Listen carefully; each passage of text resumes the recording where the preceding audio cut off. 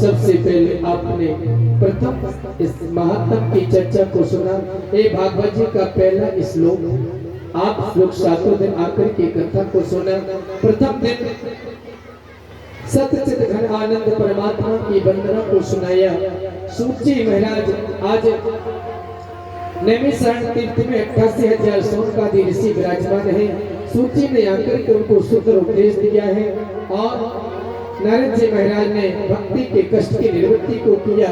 सनत कुमारों ने आकर के नारद जी को सुंदर कथा सुनाई। आनंद नाम के तट पर हरिद्वार में आगे जाकर के गौतम जी महाराज ने धुंधकारी को कथा सुनाई, उनका मोक्ष किया और अंत में महात्म में भगवान प्रकट हुए। भक्ति महारानी के ज्ञान वैराग्य के कष्ट की निवृत्ति को किया। भागवत के प्रथम स्कंद में प्रवेश करते भगवान ने जन्मांत देशतों व्यावधि तत्चार्तेषु विद्यासुरा तेने ब्रह्म हृदय आदि कविये मुह्यन्ति यत्सूर्यः तेजो मार मृदा मेधा बेन मयो यत्ति सर्वो विसा धाम्ना स्वयं सदा निरस्त कुहिकम सत्यम परम धीमहि। भगवान ने वेद व्यास जी महाराज ने भागवत में सत्य की वंदना को गाया। निगम कल्पतरोर गलितम फलम सुखमुखादमृता दिवसयुतम पिबत भाग्यवतम रश्मालयम मुहुरहो रसका भुग भावुकः। और निगम रूपी वेद आज भागवत एक पका हुआ फल है। सुखदेव जैसे तोता ने उनको चखा है। आगे जाकर के आपने 6 प्रश्नों को सुना। सोनकादि ऋषियों ने 6 प्रश्न किए, सूत जी महाराज ने 6 प्रश्नों का उत्तर दिया। आगे जाकर के अमर कथा का पान भूत बाबर भोले बाबा ने माता पार्वती को सुनाई। इसके बाद जाकर के नारद जी ने पूर्व जन्म व्यास जी महाराज को शंकाएं होना, नारद जी ने चतुर्श्लोक की भागवत व्यास जी को सुनाई। व्यास जी महाराज ने 18 श्लोक में पंडित कर दी। इसके बाद आगे क्या हुआ, व्यास जी ने सुखदेव जी को पढ़ाई। राजा परीक्षित को श्राप मिला और श्राप मिलने के बाद में आज सुखदेव जी सुनाने आ गए। ऐसे सुख और परीक्षित संवाद प्रारंभ होता है। द्वितीय स्कंद को प्रथम स्कंद को प्रणाम करते द्वितीय स्कंद में प्रवेश करते हैं। द्वितीय स्कंद में भगवान ने विराट भगवान की कथा को सुनाई। वह दिन कैसा होएगा, गुरु पकड़ेंगे बाएं चरण कमल बैठाएंगे करुणा अपनी इच्छाएं। भगवान गुरुदेव भगवान के विराट भगवान के स्वरूप का दर्शन कराया। तृतीय स्कंद द्वितीय स्कंद को प्राप्त करते तृतीय स्कंद में चलते हैं। तृतीय स्कंद में मैत्र विदुर आदि का चरित्र भगवान ने जाकर के विदुरानी के घर चल के खाए। चतुर्थ स्कंद में सती चरित्र और ध्रुव आदि चरित्र की कथा को सुनाया और उत्तान पाद आदि राजाओं का वर्णन। आगे जाकर के पंचम स्कंद में प्रवेश करते हैं। जड़ भरत रहुगण आदि की कथा को सुना और नरकों का 28 नरकों के वर्णन को कहा। इनको मैं प्रणाम करके षष्ठ स्कंद में प्रवेश करता हूँ। षष्ठ स्कंद में अजामिल उपाख्यान की कथा भगवान के नाम की महिमा को गाया है। सप्तम स्कंद में पहला चरित्र आदि की कथा को श्रवण किया। ये कई अलग अलग वनवंतरों की कथाएं हैं। सप्तम स्कंद को प्रणाम करें। नरसिंह भगवान प्रकट भय बोले, प्रभु अंग कोमल है तुम्हारे, दुष्ट असरद में बिगाड़े कमी राखी न सत्तान में। बड़ा सुंदर आशीर्वाद दिया। सिया राम कथा कितनों ने लिखी, पर तुलसी सी मर्याद कहा। पूरी ताल मजीरा बजाती फिरे, पर मीरा मतवारी सी चाल कहा। नरसिंह बसे प्रति खंबन में, पर काढ़ों को पहला कहा। सप्तम स्कंद में हम नमन प्रणाम करते, अष्टम स्कंद में प्रवेश करते। अष्टम स्कंद में आपने गजेंद्र मोक्ष की कथा को सुना और भगवान इसके बाद में दुर्वासा आदि की भगवान दर्शन, इंद्र को श्राप लगना और इसके बाद समुद्र मंथन आदि की कथा को सुना। फिर वामन भगवान की कथा को सुना। इसके बाद में रामचरित्र मानस, राम कृष्ण दो एक ही अंतर नहीं, निमेश इनके नयन गंभीर है, उनके चपल विशेष। यहाँ पर नमन स्कंद को हम प्रणाम करते हैं। सूर्य वंश को प्रणाम किया। नमन स्कंद के बाद चंद्र वंश में प्रवेश करते हैं। भगवान कृष्ण हमारे चंद्र वंश में आए। आगे जाकर के मथुरा गोकुल लीला, वृंदावन लीला, मथुरा लीला, द्वारका लीला आदि को सुना। इसके बाद भगवान के सुदामा चरित्र आदि का वर्णन आया। आगे जाकर के दसम स्कंद को प्रणाम करते हैं। उसके बाद में एकादश स्कंद में वैराग्य की कथा को सुना। ज्ञान वैराग्य की कथा और सत्संग की महिमा को गाया। यदु जी महाराज का सुंदर उपदेश द्वादश स्कंद में कलयुग के राजाओं का वर्णन है। बोले प्रथम स्कंद द्वितीय चरण है, तृतीय चतुर्थ उरु वर्णन है, पंचम षष्ठ नाभि वक्षस्थल, सप्तम अष्टम भुजा महाबल, नवम कंठ मुख दशम बताया, रुद्र ललाट से द्वादश गाया। बोलो भागवत भगवान की। पीछे का श्लोक बोलना है, अंतिम श्लोक। नाम संकीर्तनम यस्या, नाम संकीर्तनम यस्या, सर्वे पाप प्रणाशेन, सर्वे पाप प्रणाशेन, प्रणामो दुख समनस, प्रणामो दुख समनस, तम नमामि हरि परम, तम नमामि हरि परम। सबका सार केवल कलयुग केवल नाम आधार, भगवान का नाम ही जीवन का आधार है।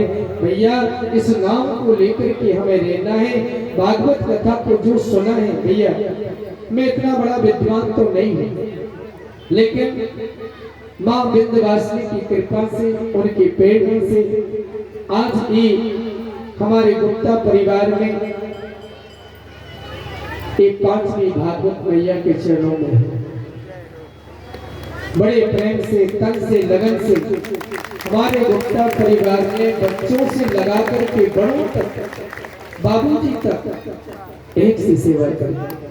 और मैं तो कहता हूँ भैया, ज्यादा तो नहीं कहता, लेकिन इस परिवार को देख करके भक्ति में जुड़ जाना, ये बहुत बड़ी माता रानी की कृपा है कि हर उत्सव को इतना उत्साह से लेते हैं कि सामर्थ्य ना भी हो तब भी उनके मन से और माता रानी की कृपा से सब कुछ सफलता प्राप्त होती है जब आगे बढ़ जाते हैं। आपको बताएं, हमारे गुप्ता परिवार की व्यवस्थाओं से या कुछ बोलचाल से या साधकों, हम लोग जीव ही संसार है, अगर इतनी लंबी व्यवस्थाएं हैं, कोई किसी को कमी दे गई हो या किसी को गलती से कुछ निकल गया हो, क्योंकि बड़े काम में कई बाधाएं तो आती रहती हैं, लेकिन आप सबसे यही निवेदन है कि अगर गुप्ता परिवार से कोई अपराध गलती बनी हो, बोले गुरु मिल गए तो जुगल भी मिलेगी। जब गुरु जब सच्चे मिलते हैं तो सब साधन बन जाते हैं। और हम आप बड़े भाग्यशाली, क्योंकि गुरुजन जहाँ विराज जाए वो धाम हो जाता है, और गुरु के विराजने से सब काम पूर्ण हो जाते हैं। आज गुरुदेव भगवान ने भी कृपा करी, आप अपने अमृतमय वचन भी हमें श्रवण कराए और अपनी दिव्य स्वरूप के दर्शन भी कराए। हम लोग नेत्र सजल भी हो गए, उनकी छत्र छाया भी मिली, और हमारी वाणी से हम विद्वान तो नहीं लेकिन कृपा पात्र हैं। भगवान गुरुदेव भगवान का आशीर्वाद और मैया रानी का आशीर्वाद, उनकी कृपा से, क्योंकि हम कथा सुनाने नहीं आए थे, या तो हम मैया के चरणों में अपनी वाणी और कथा को पवित्र करने के लिए आए थे। और भैया शास्त्रों का ऐसा नियम है, ऐसा नियम है कि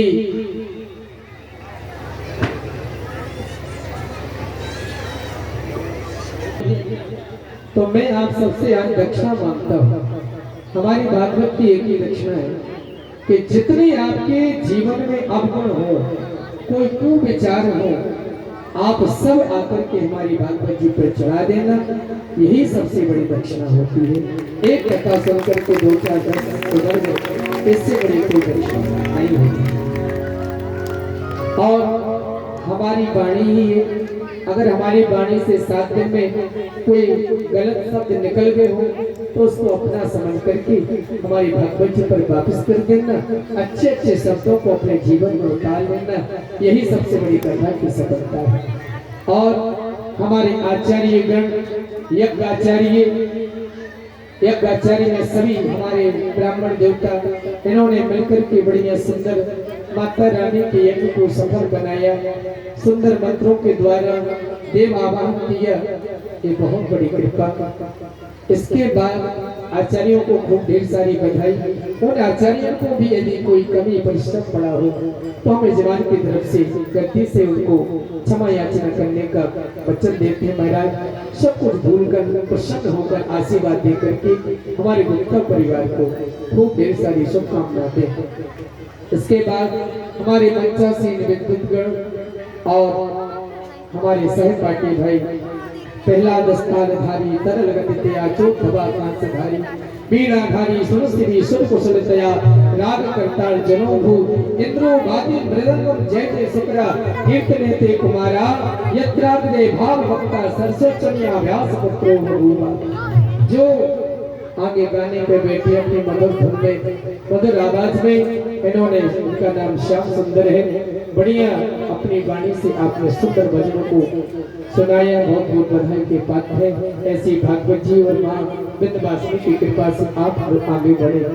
हमारे आगे जो इंद्रोवादी मृदंगम जय जय शुक्रा कीर्तने ते कुमारा, अच्छा मृदंग इंद्र बजाते थे। इनका नाम भी कृष्णा है, श्री धाम वृंदावन से विराजे हैं और बस जैसो नाम है वैसो काम है। और बढ़िया अपने तबला की ताल पर था गया करके सबको खूब नचायो है। और मैं कहता हूँ आप ऐसे नचाते रहो, आगे बढ़ते रहो, मां विंध्यवासिनी की कृपा बनी रहे। आगे हमारे छोटे भ्राता जीतन नगरती बैठे हैं। इन्होंने भी हर कथा के हर राग को, इस पंडाल के मौसम को भी बदला और अपनी मधुर ध्वनियों को करते हुए बढ़िया परिश्रम मेहनत किया है। ऐसे आप भी आगे बढ़ते रहें, सेवा करते रहें। आगे हमारे अब लीला तो रात भर चली रही है, रास लीला भी चल रही, राम लीला भी चल रही और हमारे बहने वाले भैया को नाम ही लीला है, तो लीला ही तो करेंगे। इसलिए खूब लीला करी, गाने बड़ी बड़ी सुंदर मनहार प्यारी प्यारी ऐसे ऐसे पीस लगाई कि अपने आप नचने को भाव बन गए।